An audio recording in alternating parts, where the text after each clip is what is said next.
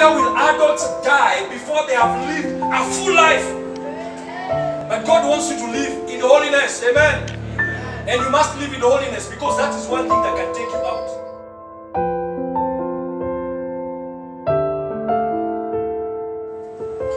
Now, I want us to, Moses is the one who wrote. Sometimes we don't understand who wrote the Psalms. We always think all Psalms were written by David. But Moses wrote some of the Psalms. Now, if you look at Psalms 90, verse 8, all the way to verse 9, the Bible says, Thou hast set our iniquities before thee, our secret sins in the light of thy countenance. Verse 9. For all our days are passed away in thy wrath. We spend our years as a tale that is told. In other words, these people are dying young. Verse 10. Verse 10. The days of our years are 80 years and 10. That means 80, when you see score, means 20. So 80 is 60 and 10, 70. I want you to understand the scripture. The Bible says, the days of our lives are 70 years. And if by reason of strength they are 80 years, yet their boast is only labor and sorrow, for it is soon cut off and we fly away. Moses was complaining to God. He was saying, you have reduced our years. You told us you will stay with us. We will stay here on earth to 120. But now in the wilderness, you are dying between 70 and 80. Now, that's a scripture that has become so common that when your mother reaches 70, you now say, Ameishi miaka mingi. No! It was because of sin that they began to die at 70. So our expectations, you find we begin to expect. If your mother reaches 70, you begin to prepare her and you begin to know, akianza kufika 75, you prepare your mind, she's going to die. But God, the Bible says, they were dying at 80 and at 70 because of sin. They were not living in righteousness in the wilderness. And I will show you from the scripture. Can we go to the book of Numbers? Let us go to the book of Numbers chapter 1, 2 to 3. I want to show you from the scriptures what Moses was talking about. Moses was talking about something there. Numbers chapter 1, verse 1. Take census of all the congregation of the children of Israel by their families and by their father's house, according to the number of names, every male individually, From 20 years old and above, all of you who are able to go to war in Israel, you and Aaron shall number them by their armies. So God was calling for an army. And he was saying, any person, a male, who is 20 years and above can go to war. Because God wanted to train them to go to war, and they would go and fight against other lands, because we are going to possess Canaan. So, but if you look at the book of Joshua chapter 5, now you have seen they were supposed to go to war from the age of 20. Now, Joshua chapter 5, 5 to 6. I want to show you from the scriptures what Moses was talking about. Joshua chapter 5, 5 to 6. For all the people who came out had been circumcised, but all the people born in the wilderness on the way as they came out of the Egypt had not been circumcised. All the people who came out of Egypt were circumcised. But Joshua says something. For the children of Israel walked 40 years in the wilderness till all the people who were men of war who came out of Egypt were consumed, because they did not obey the voice of the Lord, to whom the Lord swore that he would not show them the land which God had sworn to their fathers that he would give us, a land flowing with milk and honey. So God told the children of Israel, what walitoka Egypt, 20 and above, hawataona, hawataingia. So he made them to go around in the wilderness for 40 years, mpaka wakufe.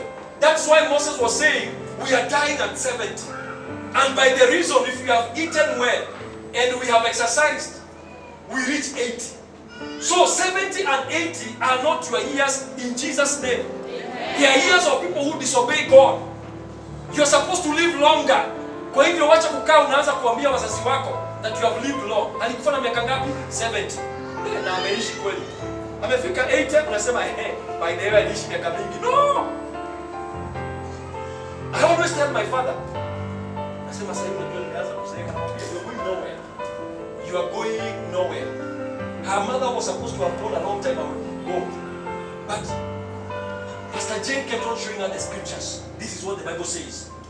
This is what the Bible says.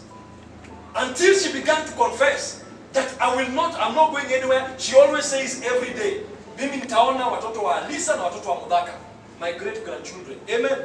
Because of knowledge. Because it has been taught wrongly. Go back to Kenya, King James Version. Oh, hallelujah, Kenya, King James Version. This is scriptures.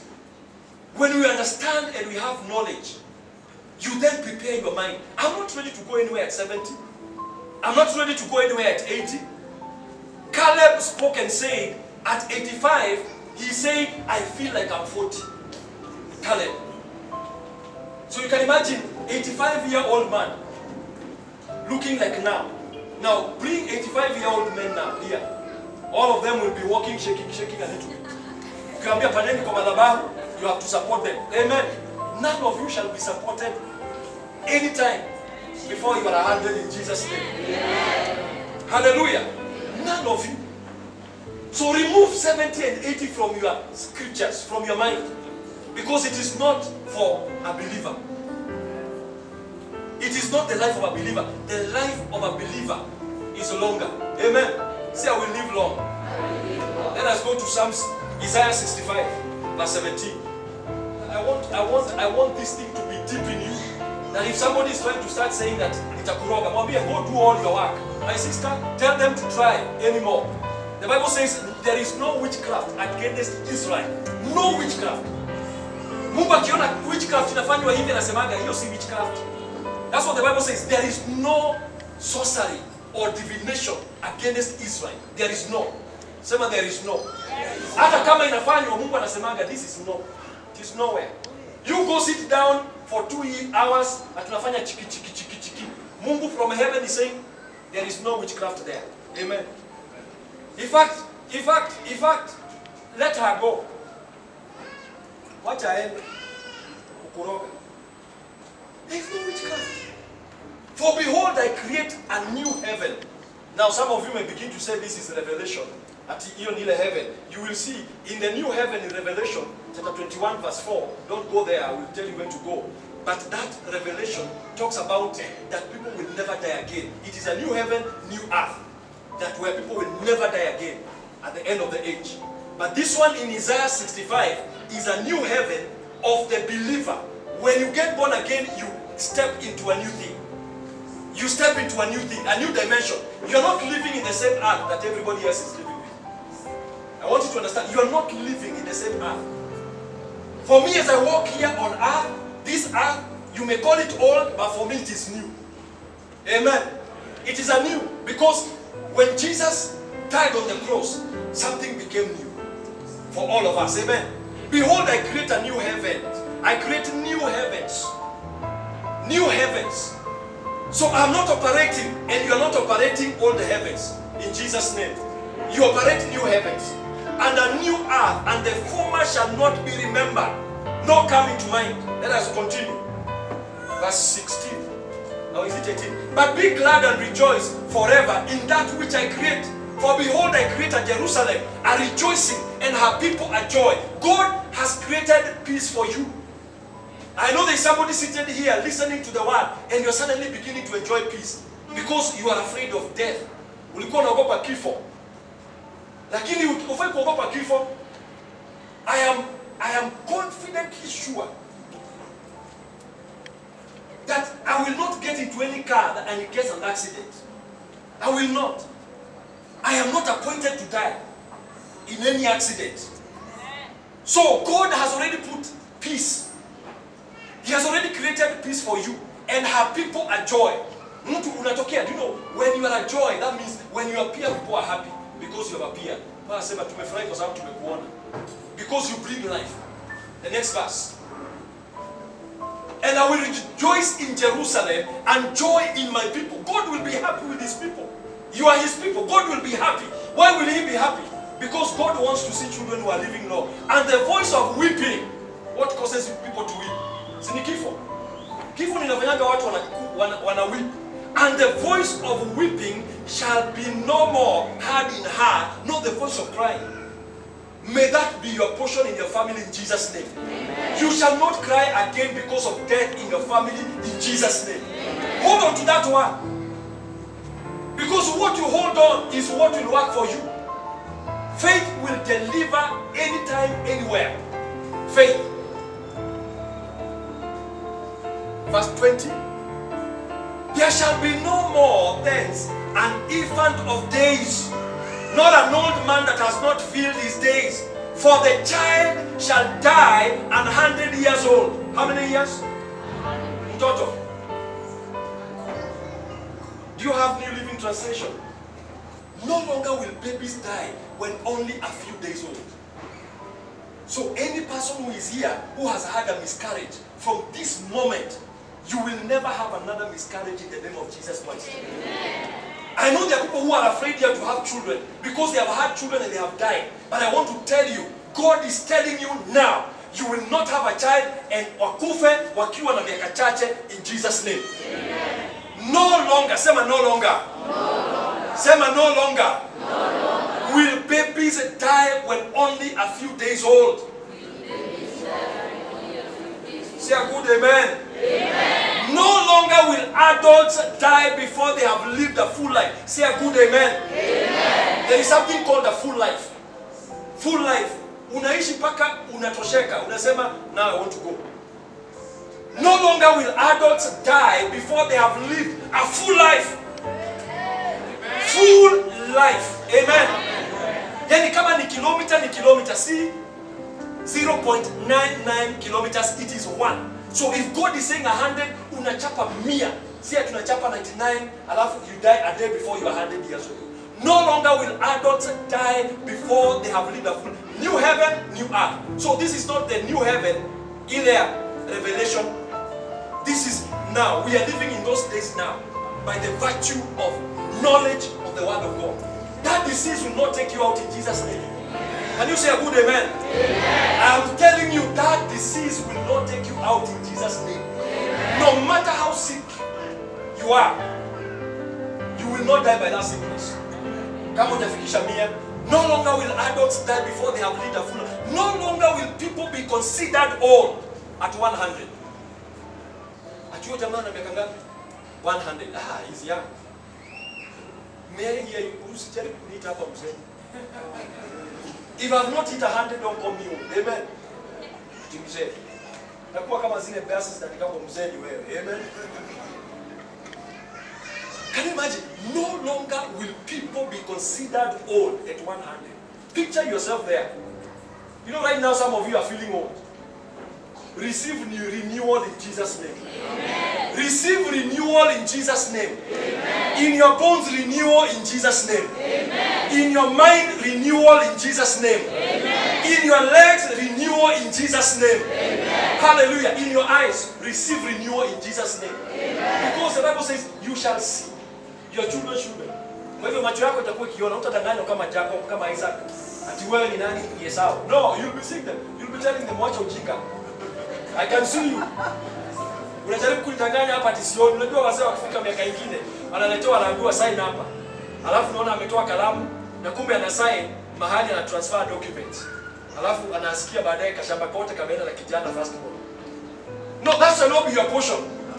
Because you shall be seen properly in Jesus' name. Amen. No longer will people be considered old at 100. Only sinners. Now, if you are a sinner, how many of you are sinners here? Lift up your hand if you are a sinner. If you are not born again, you are a sinner. If you are not born again, you are a sinner. You qualify to die at any age. The devil can take you out, God can take you out. Both of them can take you out. So it is dangerous not to be born again. The Bible says, only sinners. Say my only. Now, do you know you are not a sinner by the virtue of salvation? Not because you don't sin. It is good and it is very right for you to live in holiness, and that's what is expected. But let me tell you one thing. This word sinner here stands for anybody who is not redeemed by the blood of Jesus Christ. But God wants you to live in holiness. Amen. Amen. And you must live in holiness because that is one thing that can take you out. Sin will take you out anytime. Natoka hapo naenda kuiba. you'll be shot. And God forbid, natoka hapo unaenda kulala na wamama wa wenyewe. Utakufa. Ati unauka hapa hivi na wewe ni mpango wa kando. Utajipata umegongwa na vitu kutoka kando. Wacha kucheza hiyo maisha. Wacha kucheza na hii maisha. Hallelujah. Kama wewe ni mpango wa kando, exit. Amen. Unajua pia kuna wanaume si mpango wa kando, wamepangwa kando.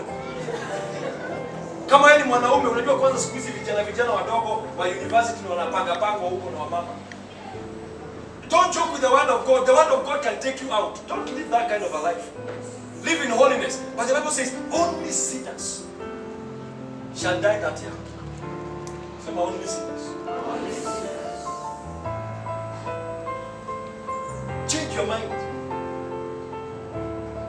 Akili yako ongeza parameter. Unajua unasemaga mimi can only go around kwa kiwanja mara moja. Kwa sababu unachoka mwili. But now you need to start reading your mind with the word of God. Only sinners will die at 100. Only. Sema only. So if you remain in Christ and you walk in holiness, you shall live beyond 100. So God has put anasema, now this one, can you imagine this is Old Testament? Old Testament. Now the Bible does not record how long John the Revelator, the one who wrote Revelation, lived. The guy lived in the island of Patmos for almost forever. Almost forever. There is no record of John's death. Until he died. He was given so much revelation that he saw new heaven and new earth. So there is no record of his death. All the disciples being foundations died young because they were our foundations. So that we live long. Amen. But God is promising all of us. If you are seated over here, don't allow anybody to tell you ati unasikia mtu ana preach, unaenda makomazisha alafu unasikia pastor anasema, unajua siku hizi tunatoka hapa, najua you could be next. Say I'm not next. Amen. And from today in the name of Jesus Christ, if you have gone for any funeral where they have said you could be next, I cancel that word in Jesus' name. Amen. You shall not be next in Jesus' name. Amen. You shall never be next in Jesus' name. Amen. And when you go to funeral, listen to what pastors are saying. Because you could be agreeing with somebody. Unajua siku hizi watu wanakufa sana. Hatufikishi miaka 100, alafu nasikia si ndio? Wewe sema kwa roho yako sema no. Me I'm going for 100. Amen. I'm going for 100. Today I want us to pray. And I want us to pray a few prayer points because it is crucial. God put in my heart, we need to pray. Now go to Ezekiel chapter 37, verse 12 to 13. Ezekiel 37, verse 12 to 13. Now, God was speaking to Israel, and he was speaking to Israel, people who are alive. Therefore prophesy and say unto them, thus says the Lord, behold, all my people, I will open your graves and cause you to come up out of your graves and bring you into the land of Israel. God was speaking to people who are alive. People who are living like the way you are listening to me, but they have been buried. Some people have been buried by witchcraft. Mtu umefanywa, umezikwa, umefanyiwa mpaka na ukazikwa. There are people who are like that here. Buried by enemies. Ujamaa wanaenda mahali wanasema unataka ujamaa akufe. Unaenda unaweka hata kwa coffin. But the Bible says, "Oh my people, I will open your graves and cause you to come up out of your graves and bring you into the land of Israel." Say amen. Amen. So today we are going to pray that anyone, you are going to pray yourself. If I have been put in any grave, Lord, get me out. Because when Jesus died, people came out of graves. And we are living in a dispensation of when Jesus Christ died. He's our resurrection. Now look at Matthew chapter 27, verse 52 and 53. The power of Jesus dying and resurrecting. When Jesus resurrected, people physically came out of the grave. Some of you were buried a long time ago. Watu wakasema huyu hatafikisha miaka fulani. So already you are buried. The Bible says in Matthew chapter 27, verse 52. 27, 52. Matthew 27, 52. And the graves were open, and many bodies of the saints which slept arose. Verse 53. And came out of the graves after his resurrection, and went into the holy city, and were appeared to many. So people who had died before Jesus died came out of the graves and were seen walking. So what does that mean? When Jesus died, our graves were open. Amen. Any grave, because people, let me tell you one thing, you are a nice person. But you need to understand there are so many people, when I was in Boston, there is a place called Ashland. It is the headquarters of witchcraft. Headquarters. Your witches. They have a hall where they actually, you're not ashamed. Witches, good witches. They say good witches. And they have a meeting. But you see, their witches can never be good. So today, you are going to stand up on your feet and you're going to tell God, if I have been buried anywhere, get me out of that grave. In Jesus' name. Some of you have dreamt, there are people who are seated here. Umeota ukiwa ndani ya kaburi. Umeota ukizikwa. Umeota kama umekufa. That means already in the spirit, there is something that has already happened. But today you are coming out of that situation. Amen. Are you here and you could have dreamt such a dream that you are being buried, ama kwa coffin, you unaangalia mazishi yako hivi. That is spiritual burial that will happen in witchcraft. Rise up on your feet because you need to pray. Let me tell you, church is not about just listening to sermons. Wengine wakaota wazazi wao wamekufa. Wengine wakaota brothers zao wamekufa. But today we are going to tell God, number one, for yourself, Lord, get me out of any grave that I have been put in. Are you ready to pray? Yes. Are you ready to pray? Yes. I want to hear a good yes. Yes. Yes. Say in the name of Jesus. In the name of Jesus. You can be better than that. Say in the name of Jesus. In the name of Jesus. My Father. Get me out of any grave that I have been buried. In Jesus' name. Now take a moment and pray concerning that issue. Tell God, get me out, get me out. I want to hear people pray. This is not about even having music.